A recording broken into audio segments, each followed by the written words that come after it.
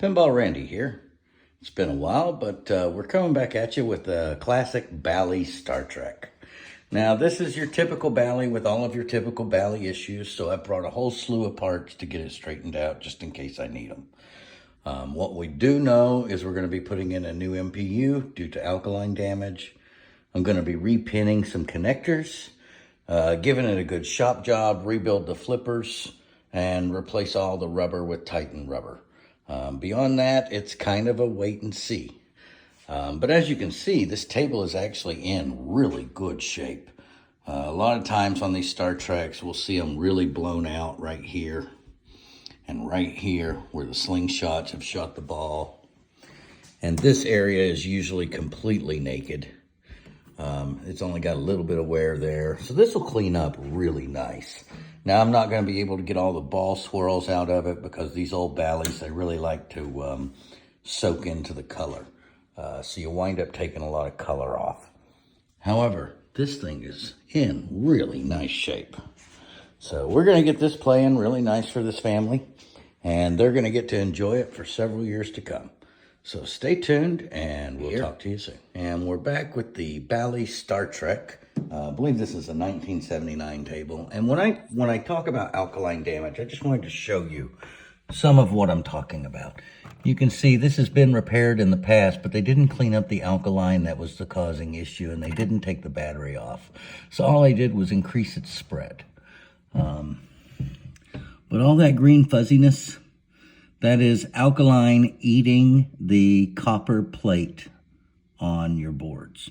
And as it goes, it breaks and damages traces, and as that happens, things stop working. I see this a lot, especially on these Ballys, because this battery came soldered on, and people never know that there's batteries in their pinball machine. Folks, there's batteries in your pinball machine. If it was made before 2005, let's just say, probably a little later than that, there's batteries in it. Check them once a year, and do not ever use Duracells. Almost every time that I see a AA battery leaking, it's a Duracell. Now, more often than not, I would replace or rebuild all of these boards.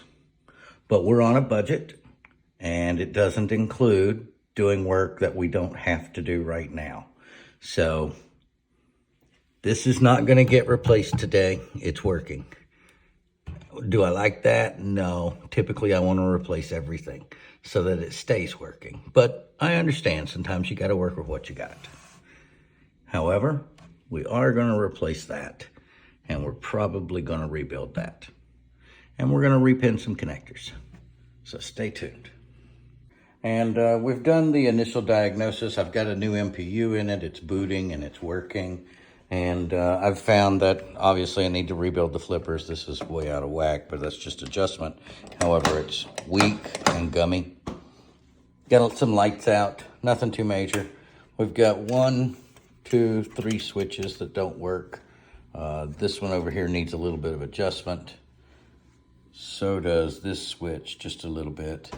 And then we're going to strip it all down, clean it up, give it some rubber, new flipper components. It'll be really nice when it's done. So stay tuned. And we're finishing up with the Bally Star Trek. All said and done, I replaced the MPU due to alkaline damage. I repinned a couple of connectors. I had to reflow solder on 2 of the displays because they had cold solder joints, which is pretty common on a 40-year-old Bally. I did the solder joint trick on several light sockets to get as many of them working as possible.